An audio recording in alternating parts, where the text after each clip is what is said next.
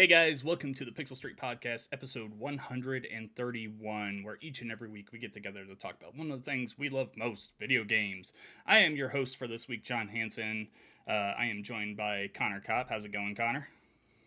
It's going pretty good. It's pretty late tonight, but that's fine. You know, we're Yeah. we're still gonna make it happen. Do the thing.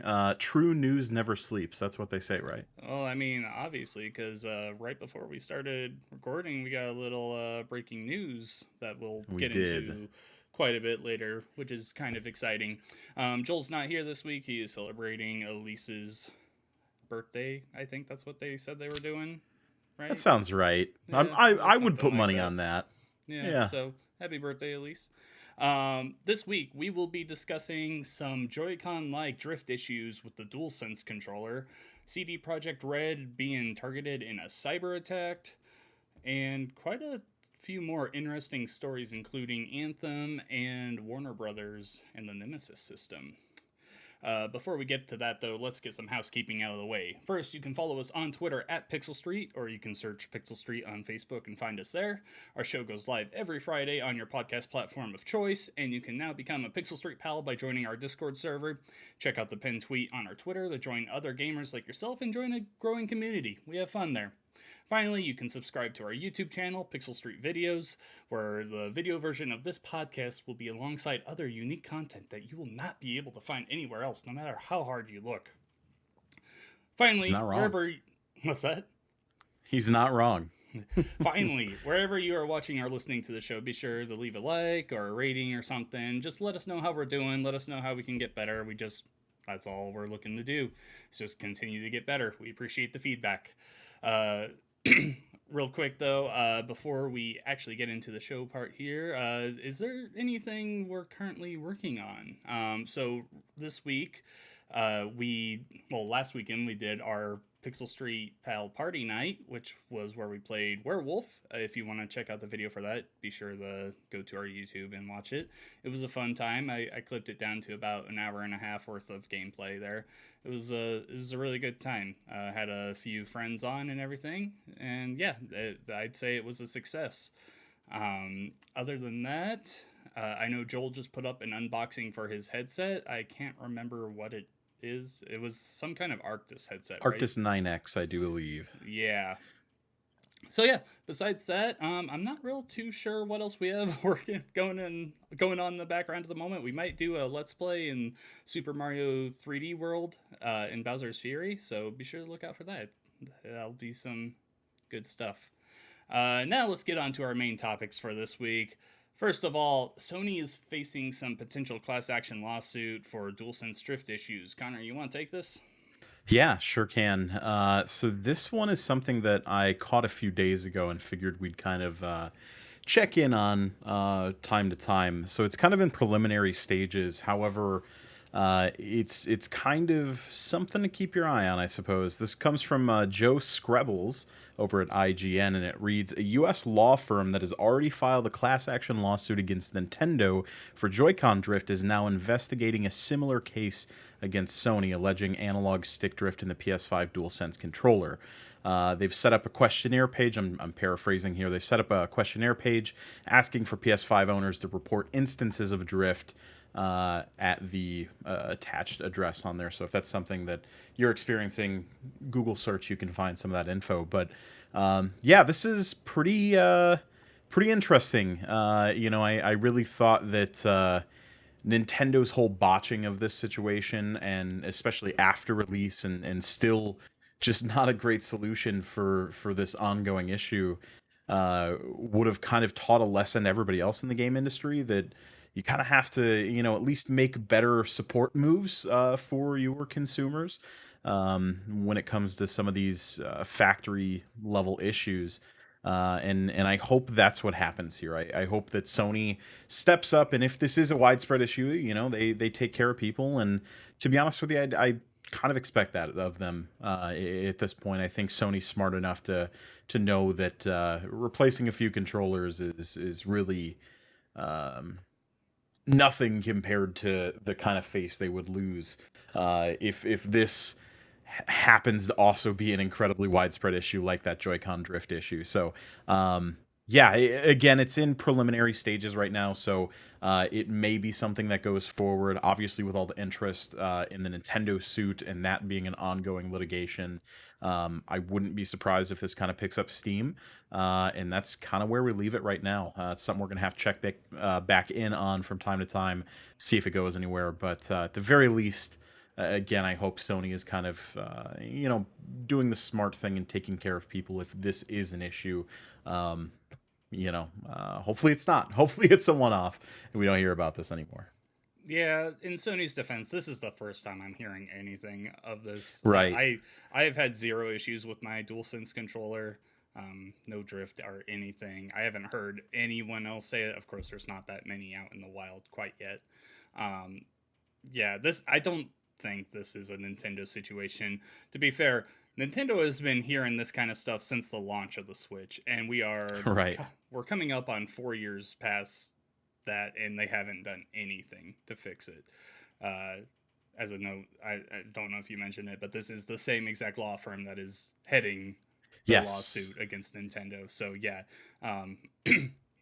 Nintendo is looking kind of scummy the last few years in regards to that, while Sony, I mean, if this is a thing, as long as they just get out in front of it and be like, okay, sorry, yeah, here's how we're gonna fix this and everything, they'll be fine. Just make better choices than Nintendo. Yeah, which really, you've got a rule book right in front of you telling you exactly how not to yeah, respond to this. which really, when it like, there's not many ways for them to make a worse situation out of this than Nintendo has. So Absolutely. yeah, I'm with you. I'm confident that Sony can handle this fine, and hopefully it's not that big of an issue going forward.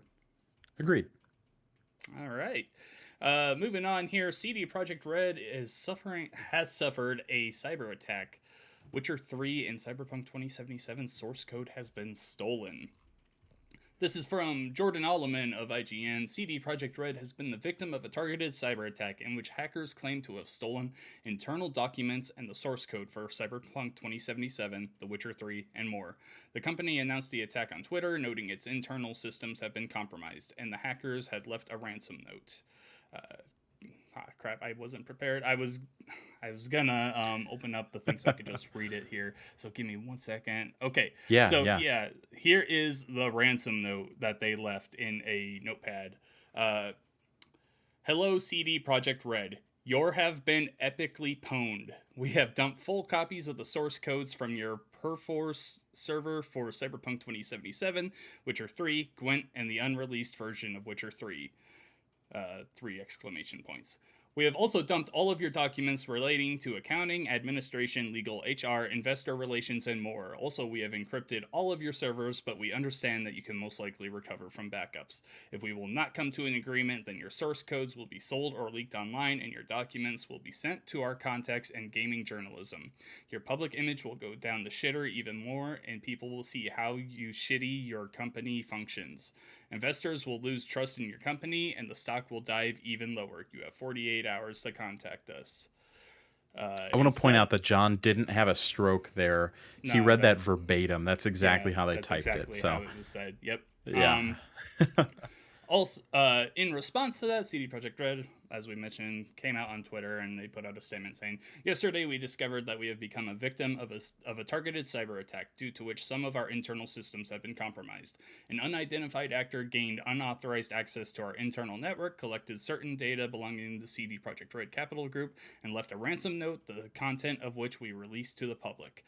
Although some devices in our network have been encrypted, our backups remain intact. We have already secured our IT infrastructure and begun restoring the data. We will not give in to the demands nor negotiate with the actor, being aware that this may eventually lead to the release of the compromised data. We are taking necessary steps to mitigate the consequences of such a release, in particular by approaching any parties that may be affected due to the breach." So yeah, given the circumstances, I think CD Projekt Red are actually handling this situation pretty well. It's kind of crazy saying that after just the nightmare that the Cyberpunk launch was. Yeah, I mean, they're doing all they can with what they're given at the moment. This is just a really scummy move by whoever's doing this. It is. It doesn't benefit anyone. Absolutely Right. no one. It doesn't help at all. And I want to Yeah, point out too, I think it's important to remember that you can absolutely be frustrated with the cyberpunk situation and everything surrounding that and still condemn what happened here. Like you don't have to be a big yeah, fan of CD Projekt Red to know that this was a really shitty thing that happened. And that's really where we're at with it. I mean, it's horrible. I hope that um, any information out there that does get leaked or anything, hopefully, is either recoverable or people protect themselves in some way, shape, or form. They even said that they had to put out an additional tweet for their ex-employees saying they don't even know if their data was compromised. That they'll have to update them in the future for this. So really shitty stuff. It's not something that needs to be happening first and foremost. And secondly, this just hinders probably whatever progress and or work they were putting into Cyberpunk at the time. So if the joke is haha funny hacks, let's put pressure on the guys to make a better video game, this isn't the right answer. nope, you just It's delayed just a shitty move. everything, including that Right. next generation launch and everything. Yeah, hopefully Yeah. whoever did this is caught and they're just Cyberpunk throws everything they can lawfully at them. This is just a bad move all around, and just yeah, there's not much more to say on this. Like, I'm siding with Cyberpunk on this issue. Yeah. It sucks. Don't do it. Yep. I'll take the next one here. Warner Brothers has secured a patent for Shadow of Mordor's Nemesis system. This is from James Batchelor of GamesIndustry.biz. Warner Brothers Interactive Entertainment has been issued a patent for the Nemesis AI system found in Middle-earth Shadow of Mordor and its secret. What? I don't know. IGN reports the U.S. Patent and Trademark Office released an issue notice last week, although at the time of writing, the notice appears to be offline. According to IGN, the patent protects the Nemesis characters, Nemesis forts, social vendettas, and followers in computer games. This encompasses a hierarchy of procedurally generated NPCs that interacts with and remembers the player's actions. The patent also covers changes to the NPC's positions in the hierarchy, as well as their appearance and behavior, again based on the actions of the player. So yeah, just kind of to sum that all up, the Nemesis system, if you haven't played Middle-earth Shadow of or Shadow of Mordor or Shadow of War, they have the system in there where when you go up and attack an Uruk, a part of this hierarchy, you're trying to get to the top. You can attack one, and if they beat you, if you beat them, they can come back later in the game. They remember you. They will bear scars from that fight that you had, and yeah, they'll like call you out and everything. Like, hey, you threw me in the fire last time. I'm gonna burn you now. Something like that. It's a really cool system that actually recently I covered in a feature for 6 features and mechanics that we want to see in more games. With this, it doesn't look like that's going to happen now. While it's still possible, this like patents in the past have been used in other games, and just the company that owns that patent hasn't gone after anyone because it's just not really worth it. So yeah, it's possible that it could happen in more games. It's just definitely not going to happen in a lot more games, that's for sure. You got anything to say on this? Yeah, I think it's important to add on here that Warner Brothers originally applied for this patent in 2015, Mm-hmm. but they've been asked to revise and resubmit it a few times over the subsequent years, resulting in this final filing. Um, Yeah, so 2015 Honestly, would be around the time of Shadow of War being announced. the sequel, yeah. Honestly, I think this sucks. Um, Trademark and copyright, I understand why it exists. However, I think there's a lot of gray area that doesn't necessarily need that level of oversight, and I think this kind of falls in there. Hmm. I love the Nemesis system. I think it's fantastic. I thought Shadow of Mordor and Shadow of War were both very solid video games, with obviously a ton of people that worked on them and uh, put effort forward into what we had received at the time, and for it being kind of the first introduction to what could be a reactionary system like that Nemesis system that they had there was fantastic. Uh, it does want you to, you think this is really fucking cool, and it'd be great to have it in a bunch of other games, and you start kind of thinking where you could plug it in and whatnot. And I just think it's very odd and contradictory that they have now patented the Nemesis system, which theoretically will make it so nobody can use a system like this. Nobody will be able to do features that infringe in any way upon this system.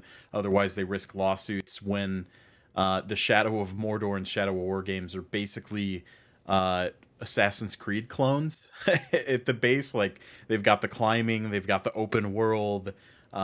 Just most of those systems ended up in there, and I think that's fine. I think that in a creative atmosphere, it's natural to be inspired by something and borrow bits and pieces from different things to make something new. And so I think overall, this kind of sucks. Again, I understand why it exists, but man, I would absolutely be lying to you if I told you I didn't want that Nemesis system in every fucking video game that I play from here on forward. And it's a bummer that that's probably not going to happen. And it's unfortunately due to corporate greed. Yeah, my whole thing is, though, I think people are kind of overreacting to this. Like I said, patents don't mean that no one can use it. Like, some people can still go forward with it, and it also doesn't mean that Warner Brothers is going to legally attack you because you use something like this. Also, it has been about 7 years since Shadow of Mordor came out, and no other game has attempted to do anything like that. I don't really think this is the thing that stops anyone from doing that.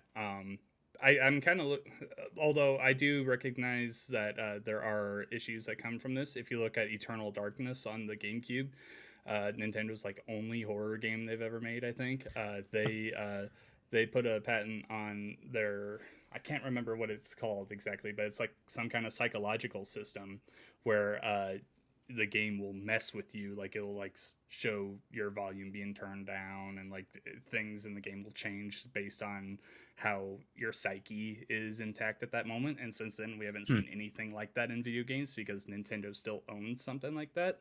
But on the other end, sticking with Nintendo, the Super Mario 64 camera, Sega owned a patent for that, and Nintendo was like, hey, we've put too much work into this camera, we're just going to release it like it is, and Sega never went after them. And that's at the height of the Sega Genesis and Nintendo rivalry. So I don't think this is like a death sentence for any games that have a Nemesis-like system, but it definitely just doesn't look good. That's for sure. Yeah, it makes the waters muddier than they have to be. Mm-hmm.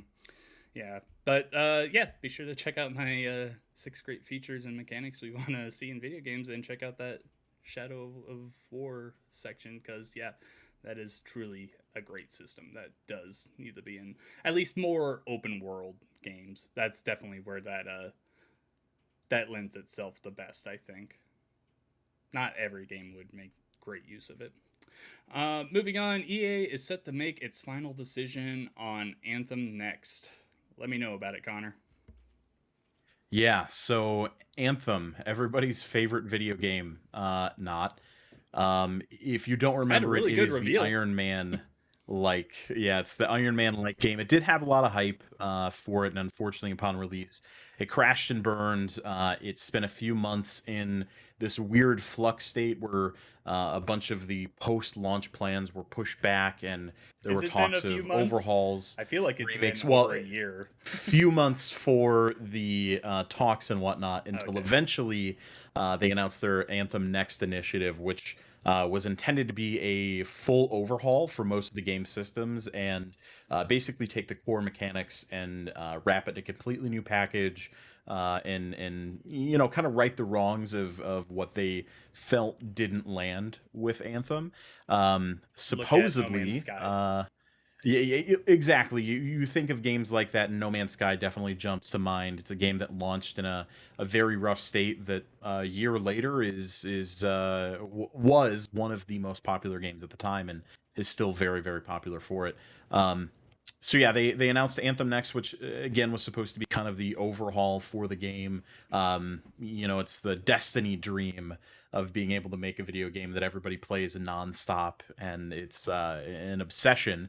Um, I guess EA is set to make a decision on whether or not that goes forward. All of this time, all of this work and overhaul talk has been them trying to get to a point where they can show it off to some of the execs at the board and say, "Hey, this is what we've got. Let's take these assets, do this thing, and move forward with this project." However, EA totally handles everything on that side and can veto it if they don't want to move forward with it. So, if you were a fan of Anthem, or if you think Anthem had some promise or was a cool premise, it's definitely something to be on the watch out for. This is basically the final word on whether or not Anthem ever is a video game again that people actively play and support. So, um, I hope that they greenlight the project and we get something cool out of it. I actually spent quite a bit of time with Anthem upon release, and it's got its issues, but there is some cool gameplay under the hood, and I really want to see BioWare have a chance to do something BioWare-esque. When you talk about the development, I think Jason Schreier had an article out talking about a very rough development period for Anthem. It's clear that they didn't put out the game that they wanted to put out, and I hope this gives them a chance to do just that. So, yeah, Anthem. EA might kill it. EA might bring it on forward out of hell. So, I guess we're gonna see. For me, honestly, this conversation I think is not what worries me the most. I'm worried that if this doesn't go well, this means bad things for BioWare. I know they have a couple other projects in the works here, but BioWare has obviously had a tumultuous past couple of years, and presumably they've spent a lot of resources not only in launching Anthem as its original state, but getting to this, hopeful 2.0 launch phase. And, it only points towards a further lack of trust in that company if they cannot pull this off with something cool. So, I'll be watching for sure. Again, I would love to have something cool come out of the Anthem universe. But I will admit that I'm also not terribly hopeful, as EA kind of has a history of pumping and dumping things. You look at Star Wars Battlefront 2, which was practically killed, right around the peak of its popularity. So, disappointing stuff. But we'll see how it shakes down. Hopefully over the next week or so. Yeah, I don't really care if this revision is brought out or not. Like, I'd rather BioWare focus on the other things they have going for them right now. Did you play much Anthem? Out of curiosity? I played the beta.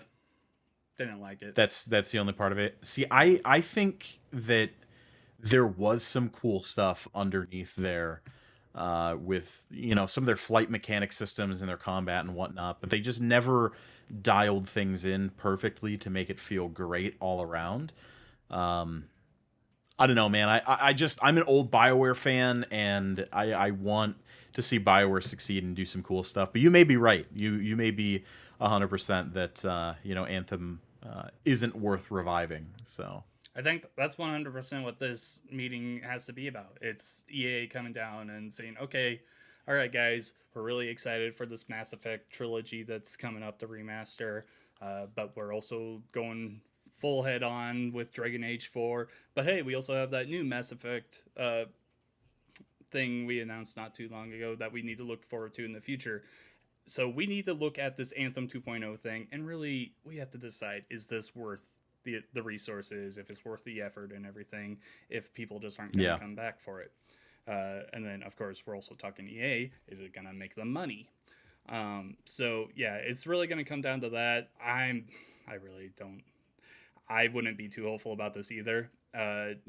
Especially since BioWare just went through like a huge like management shuffling and everything. Right.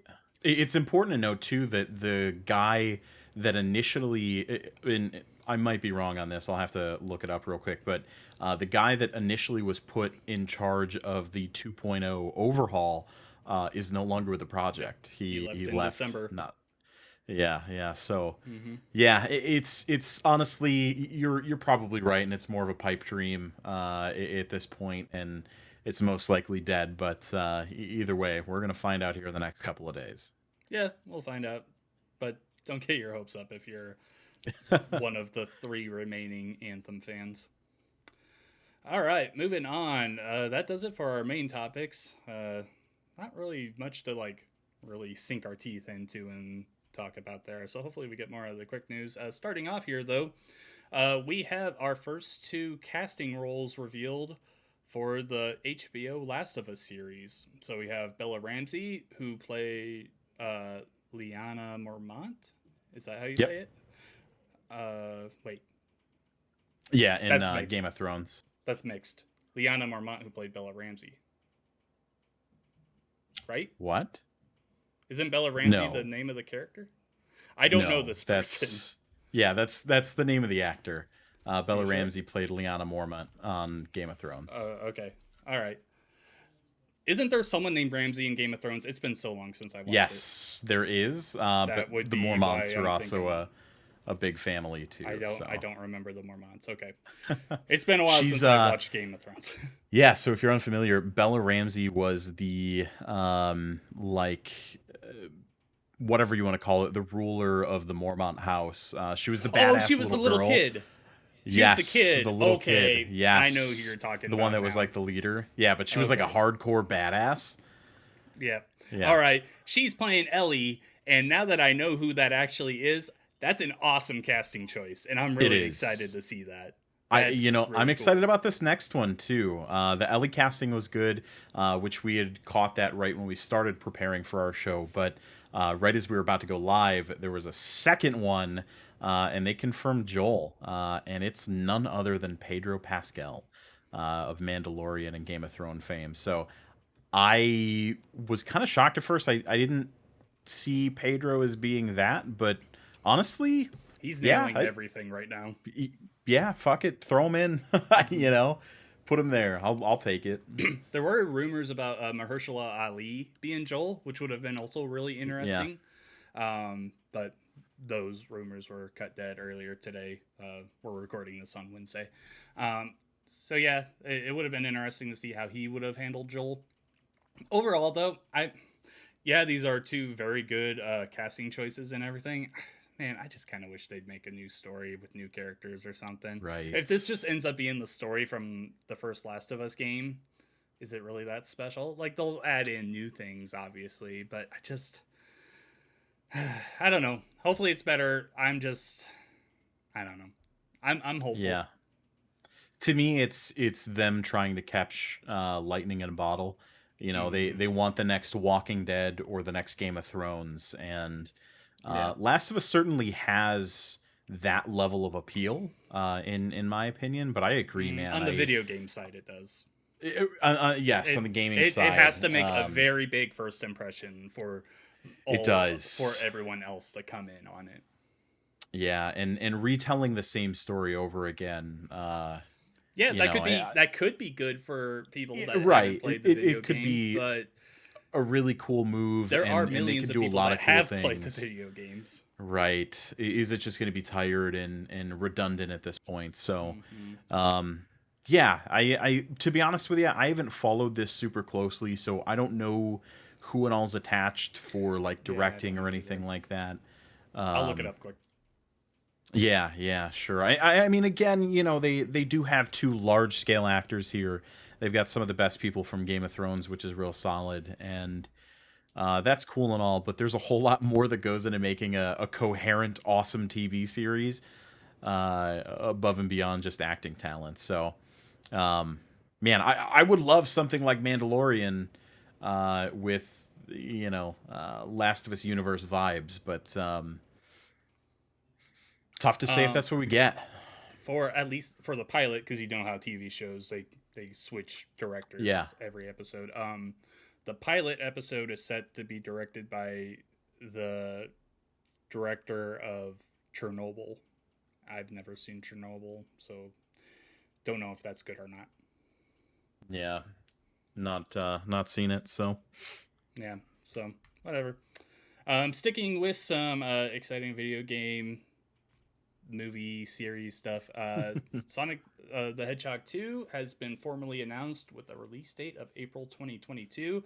This was shown today with just like it was just a logo reveal. It just like came in and said Sonic the Hedgehog, and it played like a remixed Green Hill Zone in the back, the theme, and then in came the 2, and it's got Tails' color and his 2 tails, and they played like the ring dropping sound, and they revealed April 2022. Super excited for that. Can't wait to see what comes of that. Hopefully Knuckles is in there as well. Yeah, man, that what if I told you I still haven't seen the first one? I think you should. It's really good. I would love to. I just haven't had a chance to. How do I even watch that thing? Whatever. Where did that come out at? Was it in theaters? I don't know. Yeah, it was in remember. Theaters. Okay. It was like the last movie in theaters tons of people saw before this. Before the world collapsed. Yeah, me and my daughter, we went and saw it because it came out Valentine's Day 2020, and me and my daughter went to see it a couple of days later. And yeah, that's the last movie I saw in theaters. Wow. Who knows? Crazy stuff. Ever. Yeah, it's really good. I have it on Blu-ray. I know for sure it's not on Netflix, at least yet, and I don't think it's came to any other streaming platform. Netflix has that deal with the series that me and Joel talked about last week, Sonic Prime, so I could definitely see it coming there eventually, the first movie. They also have Sonic X on there, so yeah, they're definitely getting closer with Sega, so I could see it come there, but cool. Yeah, I don't think it's on any other streaming stuff. Regardless, watch it. It's really good.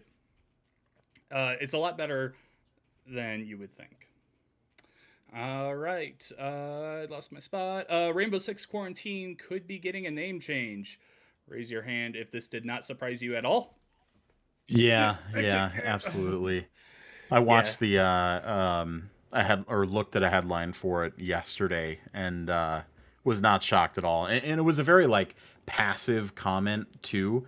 From when they talked about it. Somebody asked, I think, on an investor call about whether or not it would be a good idea to call a video game that while there's a global pandemic happening, and the response was something like, "Yeah, we're looking into it." So yeah, it's probably going to get a change. I would imagine.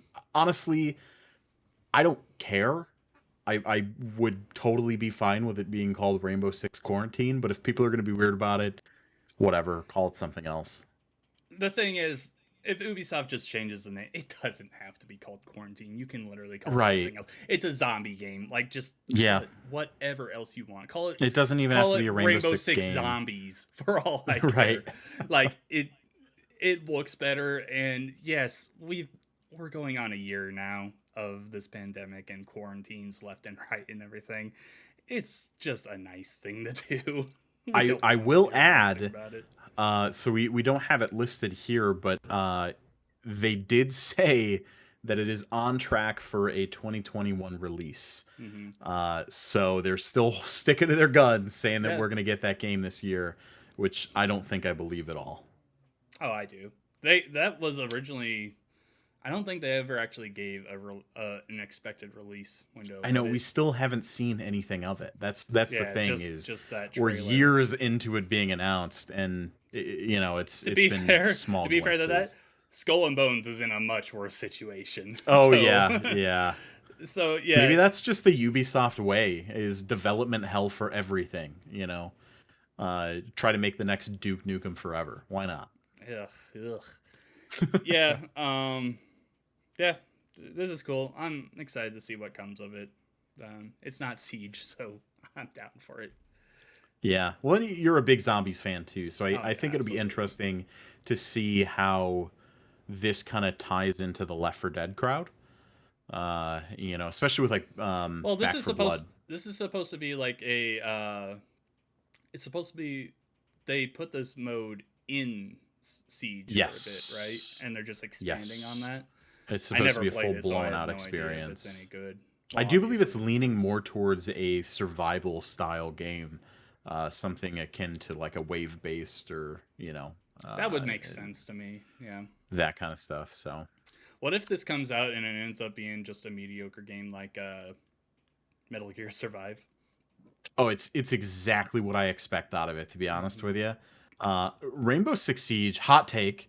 I think Rainbow Six Siege is arguably one of the most boring video games of the past decade, and there's nothing they could do to that property to make me more interested than I am now. Yeah, To be honest with you, that's kind of where I am too. zombies maybe, I guess. Siege, I liked when it first came out, and I played quite a bit of it. Then I fell off, and our group got into it, and I was just like, at first getting back into it, I'm like, yeah, I remember why I like this game and everything, but Right. it's the same thing over and over, man. I just cannot. I'm done with it. I'm right there with Yep. you. I don't think this game. I I mean, maybe I'll give it a try, but it just hearing the name Rainbow Six Quarantine, which is in relation something from Siege, I'm just like, I don't care, man. Like, it's great. Hmm. There still is a very passionate fan base with Siege. I'm just out. I'm out, man. I don't care. I don't want to hear about it ever again. All right, moving on. A recently filed Sony patent hints towards a possible back button attachment for the PS5. Whatever. The PS4 had something like this last year, around the same time. Yeah. Too, So, I well, think. here's the interesting thing about this and why I brought it up.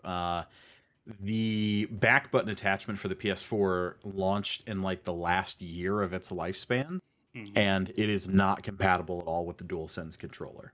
Yeah, There's no adapter or anything. There's nothing you can do with it. It's basically just a dead peripheral unless you're using it on a DualShock. However, the problem with that is that you can't use a DualShock for anything PS5 on the PS5. You can use it for PS4 stuff, which is fine and dandy, but you can't use it for anything PS5.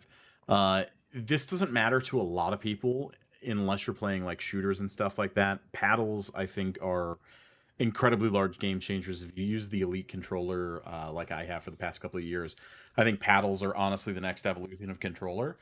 Um, so it's just shocking to see that they haven't done anything with it yet. But it's nice to know that it hasn't been forgotten. I just thought it was always odd that they released arguably one of the most requested things for the Sony controller right as they kill it, and then don't yeah, release right. it for their new system. Right when they released that, there was a lot of talk because obviously at the time we hadn't seen the DualSense yet, so there was a lot of talk if like Mm.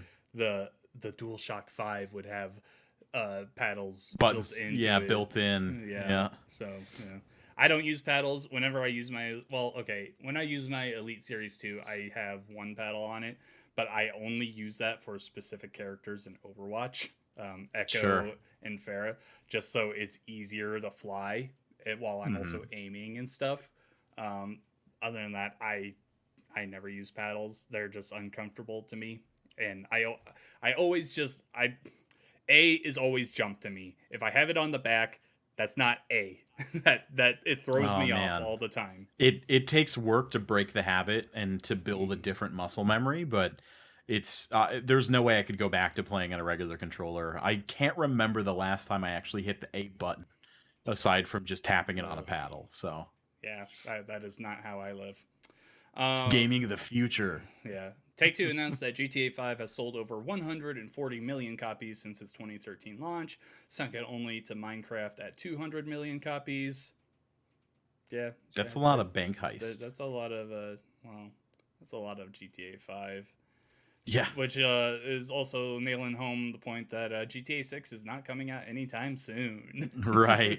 They're gonna milk this train as far as they Oh, can, man. Call them the absolutely. next Todd Howard because this is Skyrim at this I point. just still can't believe how they just haven't made a new world for GTA Online yet. Like, they make the Right. Or any of missions. the single player content, you know? So, Well, they don't fun care about stat the single for you. player content anymore, I bet. Like, Well, they're. actually, so I was looking into it. The most recent heist that they added, they released a little bit of data on it, and over half of all the players that completed the heist completed it in single player, totally by themselves, offline, not playing with anybody else. Okay. That's how most of it was completed. And I think there was a big talk or something with them about their commitment to single player games and all that stuff. But famously, if you don't remember, GTA 5 had a single player DLC that was announced for it way back around launch, and it just never happened. And I'm shocked the amount of shilling that they do for GTA 5. It's GTA Online came 5 out. gives me a special flavor of PTSD because working at GameStop, it always fluctuated prices between $20 and $60. There was Hmm. no in between. It was either $60 or 20. Like, and it would change weekly too. It was the worst. So it was like the most price changed game. But yeah, that game sells like hotcakes, man. I can tell you that firsthand, Yeah. and it's wild. I bet it doesn't slow down anytime soon. No. No. There's no other game that does the same thing as good as them. Like, yeah, there's people that like Saints Row, but well, first of all, Saints Row 4 came out in what, 2011, 2010, something like that.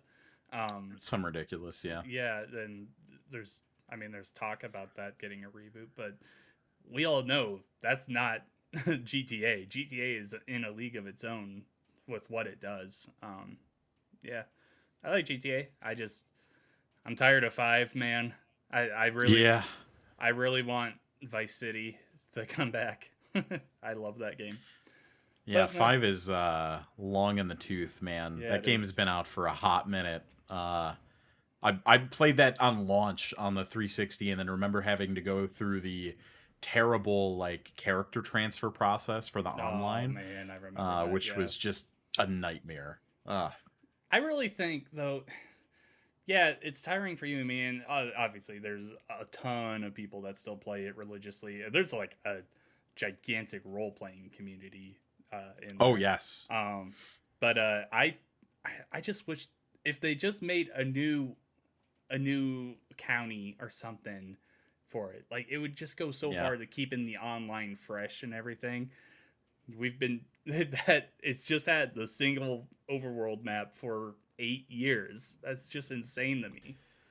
Yeah. Oh Well, it's also wild to think about in the age of games like Fortnite and yeah. Apex that are, doing continuous and constant updates To to be fair their, though, those games are not as package. detailed as a GTA world. Of course, yeah, totally different branding and stuff. But even make them quarterly, make them once a year or something, some kind of update or Hmm. another that change things on the map in some way. Even if it's just weather events or whatever, it definitely would have went a long way, and it certainly shows just how old that formula is getting. Hmm. 2013, man, that's absurd. Yeah. Finally, there is no new Halo game outside of Infinite being worked on right now. Some people saw a job listing by 343 Industries that had some wording in it that said something along the lines of come work on um, a brand new title in the Halo franchise or something like that. So everyone's like, "Oh, is 343 working on a side game or something besides Infinite?" Uh, people people have since come out and confirmed that no, the listing was talking about Halo Infinite. So, Hmm. which is good because we do not want another ODST because that game sucks. Oh no, that's a lie. I will take anything Halo flavored that you give me. I love Halo the Wars Halo 3 Wars would be cool. games. I Halo just Wars is really good. absolutely the Halo Wars games are incredible, man. I Hmm. love ODST for what it is. To be honest with you, but I would love to see some more wacky offshoots and stuff. And it's a little bit of a bummer that's not happening. But then again, like I want Halo Infinite to be the Halo. Yeah, It's been far too long. Give me some cool shit. yeah. All right, Connor. Let me know what have you been playing lately. Oh man. So I got a couple of them. The first one I'll talk about is a game called Fogs. It's Phogs, and I played it. I found this game on Game Pass actually while sitting in the living room with my wife the other day and looking for something to play. We were thinking about playing some Rocket League, and it just wasn't hitting. Wasn't what we were looking for. So we were like, hey, let's boot up Game Pass. Let's see what's available. Check out the 2 player options, and see what we got. So we downloaded a game called Fogs. It's like 3 gigs, and you're basically Cat Dog, except you're two Your dog dogs. dog. Yes, there's you have no legs, and you can play in either single player or 2 player mode. And in 2 player mode, each person controls one head of this basically slinky dog, and you're tasked with roaming around the level, solving puzzles, and Looks like a slinky platforming your way dick. to fun. A little bit, yeah. Hmm. It looks like the wackiest thing you've ever seen. It's cute. It's Yeah. absolutely adorable. The controls actually work pretty well too. I was worried that we would kind of constantly be fighting in different directions, but it does give enough momentum to the players where whoever's making the move first is typically going to be the one to kind of take the other one on that journey. So, um, yeah, interesting little game. We're still kind of kicking through it. We haven't gone very far, but um, it's very cute, and it really is another fantastic argument as to why Game Pass is the best value in gaming. Just being able to log on, check out all the stuff that's available, download something in a few minutes, not have to worry about paying for it, buying it, anything like that. And we just jump right in, check it out. And it's not something that I have to go searching for a bunch of games. Like, these are games that are actively ready at my fingertips that I can install and play. And it was a great experience. Yeah. Anyway, we've only played a couple hours of it, so it's not something I want to sit here and be like, "Oh my God, Fogs is the most amazing game ever." But if you have a significant other or somebody you want to play a cool game with, I think it was definitely worth a look, for sure. Quirky, weird, and there's a bark button, which is really all anybody ever needed to know. So Press A the bark is the new press A to Mario. it really is. It really is. Yeah. Yeah, I started Fogs when it first came out, and I think I'd enjoy it more if I had someone playing with me. I played just the first It's certainly level. a 2 player Yeah, and I'm experience. like, yeah, okay, yeah, this is cool. Maybe when I have my daughter over, I'll play it at some point. But yeah, not Right. great for on your own, unless you're just there for the cuteness. So yeah, not a bad game. A lot of people like it. Sticking on the Game Pass train here, I recently started playing a game called Project Winter, which I only started it yesterday, Tuesday, I should say, for this week, and yeah, I am really into it right now. So this is a social commentary survival game. The like really uh, broaden that up. It's Among Us with survival elements. So you have 8 people in a lobby, and you're all put in on this wintry mountain area, and you're put in a cabin. There are 2 traitors in that group that are trying to kill you. The other 6 are trying to repair a power station and a helipad so that they can call in a rescue helicopter to come in and get them out. Really simple idea and everything there, but there's these survival aspects to it where you have to maintain your health, your food, and your temperature. So as you're running around, blizzards will start up and you'll start freezing, and you have to like build a campfire. You can craft things by getting stones and wood and just make all this stuff. You can kill moose in the area to make food and then cook that up to give yourself more. And then you can also open these bunkers, but you can only open them with the help of other people. So it's like really cool there. And it has built in proximity chat, unlike Among Us, which is so good. So even on Xbox, it has push to talk. So you have to hold down the left bumper to like have anyone hear you. And the proximity chat is brilliant. It's I've been wanting something like this for a while, I think. Because usually I just play in a party. I don't like talking to outside forces anymore. I'm like out of there. But getting into Project Winter, where it's very important to do that, the proximity chat there is just, it takes this game to another level, and I absolutely love it. I really want to get, excuse me, I really want to get uh, a group together and play it and just have like 8 of us where we know each other and we can talk through, because just doing it with strangers, I'm having a good time, which is just something that I haven't been able to say for a long time now. If you had to name what type of game genre Among Us just invented, what would you name the genre? A social commentary game. Social commentary? Okay. Interesting. That's what I Okay. would say. Do you think I think that's the next thing, man. I think it's Oh, already the absolutely. thing, It's you it's know, definitely you're gonna see. I mean, you're already starting to see some imitators, but you're gonna see a ton of it going forward. which is cool. Give us This more this fun is stuff. this is the new battle royale craze. Yeah, yeah. Which Yeah. I love when new people come in, throw some cool ideas out there, and then we see a bunch of other studios give their take on that idea. I think it's the best way to kind of stoke innovation. A lot of people loved and hated PUBG, but for what it was, we wouldn't have the Fortnite that exists or the Apex that exists without PUBG being what PUBG was. So. Um, yeah, I saw you talking about this the other day, and I'm watching a little bit of gameplay right now on it. It's got an interesting art style to it.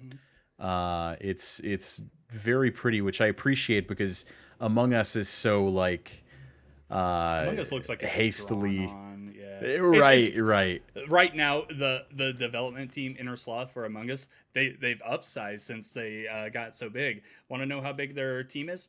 5 people. Jeez, that's So yeah. it's yeah, it's definitely yeah they've got some more growing to do and everything, but so I understand why the game is what it is. I still like Among Us. I'm really tired of it. The Right. Project Winter just feels like a breath of fresh air already for me, and I definitely recommend it. Do not play in a party. Play with the in-game proximity chat. Um, I wish more games had proximity chat. I yeah, I think that's one of the best features ever. absolutely. Anytime it's in a game. Yeah. It's been on Steam since like May 2019, so it's actually been out for a while. And on consoles at the moment, it's only on Xbox, but it's in Game Pass and it has crossplay with Steam players. And Oh, there's no there's no competitive disadvantage there. It's just the game. So yeah, I highly no mouse recommend and it. keyboard warriors going to be gunning people down 24/7. No, the weapons in general just aren't that good in that game. Yeah, Oh, sure. I really, yeah, I just highly recommend it. What else you been playing? Yeah, the other one on my list, I'm definitely not going to spend a lot of time talking about. But surprise, it's Destiny 2. If you're unfamiliar, Destiny 2 just launched their newest season, and it's not bad. I am cautiously optimistic for it so far, but everything I've encountered between the battleground new event things that they've got going on, some of the UI refreshes that they've put through, and some of the just general quality of life improvements that they've added with this. It makes me feel like Destiny is again moving in an appropriate direction, which is cool because I love the Destiny games. Joel and I have talked about them a lot. Our sister site, friends over at Respawn Aimfire, they've been going real hard this year with getting into the raids and whatnot. And I really wish more people could enjoy and experience Destiny for what Destiny is at its best. And I think the coolest thing about what they're doing with Destiny 2 right now is bringing a lot of the best content from Destiny 1 and just throwing it inside of Destiny 2. So with this new season, they actually re-added two of the old strikes from Destiny 1, which in my opinion are some of the best strikes, Fallen Saber and Sepix Prime, or Devil's Lair, rather. Yeah, and it's just really cool. You're seeing a lot of great callbacks, a lot of great references to old content and stuff if you're a Destiny veteran, and if you're not, it's even better because you get to experience all of that stuff that they had in the first game that was so incredible that you may have missed out on. So, props to the guys at Bungie. For as much shit as the Destiny team gets, and for as many people like to hark on that game, I still think the people over there are doing fantastic work, and this latest drop of content is certainly indicative of that.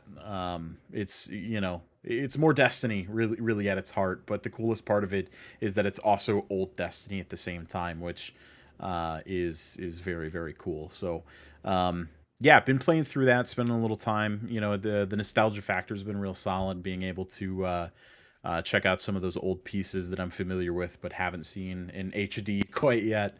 Um, yeah, it's an exciting time to be into Destiny for sure. So if you are playing or have played and you're interested, check it out. I definitely recommend it thus far, but definitely small chunks, little bites.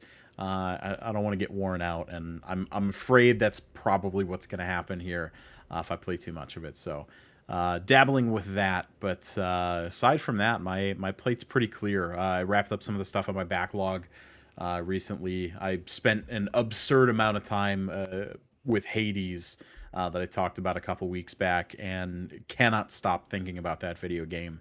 But yeah, those are the ones taking up my time. John, what other one is taking up your list that you've got here aside from Project Wonder?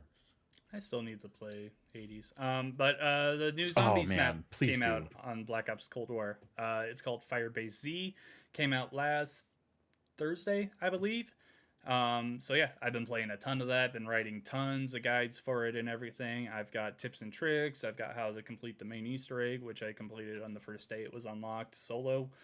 Really not that hard if you've been playing zombies for a while. Um, yeah, it's really good stuff. I really like the map. I really like that this is the first fully unique map since we've had since Black Ops 3, which is just crazy to think about. It's been years since we had just a completely unique map, not counting the chaos maps from Black Ops 4. But yeah, I absolutely love zombies in Black Ops Cold War.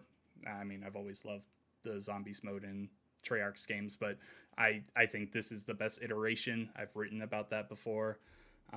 Me and Kenny have been playing it quite a bit, going for higher rounds and everything. We've been enjoying ourselves. There's a really good wonder weapon in there. It's pretty much a ray gun, but a rifle. They've got the Manglers that are back from Gorod Krovi in Black Ops 3, which are like these fully armored guys with shockwave cannons on them. They're really cool. And they introduced a new enemy called Mimics, which when you walk around, you'll see like equipment or a score streak just laying on the ground, and as you get closer, it turns into this monstrosity thing. It's really cool, and I love them. And there's tons of them. Yeah, I absolutely love Firebase Z. I'm just looking for more Easter eggs. So far, it looks like the community has found a really good chunk of them, so I'm not sure how many more there are. But if you want to look into them, check out GamePro.com, where I have covered everything so far that has been found in Firebase C. So yeah, definitely do that. Hopefully, the next map doesn't take as long to come out. Because since launch, we've only had D Machina, which is a really good map in itself, and I enjoyed it. But after I did everything, I was kind of like, okay, I don't feel like I need to go back. And I'm starting to get to the point there with Firebase Z. Even though I really enjoy it, it's starting to feel like I've seen everything I need to on the map. So, yeah. Oh, one other complaint with it, though. There's no achievements for it. For the first time since, like, Black Ops 1, a zombies map came out with no achievements tied to it, and it's so annoying. So like going through the main Easter egg, I love that stuff. I do it anyway, obviously, but I beat it and I'm like, okay, achievement, nothing, really. So like achievement, the main Easter eggs in zombies maps are kind of like raids in Destiny 2. Like they're really off the wall. There's like a certain method to get through everything, and it's not clear what you have to do. You have to find the puzzle and everything, right? So that's kind of what you do in Destiny, right? Yeah, pretty much, more Yeah, or less. kind of. Yeah, Yeah. Obviously, there's differences there. And then you your go puzzle in. solving with mechanics. Yeah, Yeah. And then you have your final boss fight. And it just, like, going through that and everything, it's like, yeah, I feel great. And then it's just like, I'm just the guy that loves achievements. Give me my achievements, Treyarch. I yeah. want them. I want achievements and everything, man. Achievements are always something that I am happy they're as popular as they are, but I wish they were more popular. Yeah. Like I wish they were more widely accepted. Like Steam had a system or something, and even like, man, I would love a universal system to tie between all three. Not that it's ever going to happen, but being able to link those arbitrary numbers together would be really cool. Yeah, I'm getting close to 250,000 gamer score. I'm just like, oh, Jeez. I just want it. I just want it already. I All am right. almost back up to 100,000 after losing an account that had 70,000 a few years back. So I'm slowly climbing back up there. Nice. All right, that will do it for episode 131, I believe it was. Yeah, 131 of the Pixel Street podcast. Thanks so much for watching. Connor, where can the people find you? Good people can find me on Twitter and Twitch under @TheRealBirch. That's Birch like the tree without the I, BRCH. Come follow us. We'd love to have you. We played Ultimate Werewolf recently, and it was fantastic. It was one of our Pixel Street PAL party nights, and we would love it if you were there for the next one. We haven't decided what it is, but yeah, we have. We would love you to check it out, spend some time with us, and play a video game or two. We have decided what it is because we are playing Jackbox on February 27th. I didn't know if we announced it. Now we have February 27th, I believe. It's a Saturday. We're going to be playing Jackbox. And while we can only have 8 people in the game, I'm sure we'll stream it or something. And if you want to join the audience and comment on things, we would love to have you for that. Yeah, we'll rotate people in and out too. We'd we love have to to. get everybody in and get everybody participating. For sure. On Twitter, I am @RevXShadows. You can find my writing on gameper.com. Like I said, covered a lot of guides and stuff for Firebase Z and Black Ops Cold War. Also starting to write a bit about Project Winter. And yeah, just really excited for this new Mario World game. Or, well, not new, but the port of 3D World on Switch here. So definitely look forward to that. I believe we will be doing a Let's Play on it. So yeah. But other than that, I think we are done here today. Thank you so much for watching and listening, and we will catch you on the next one. Bye! See ya.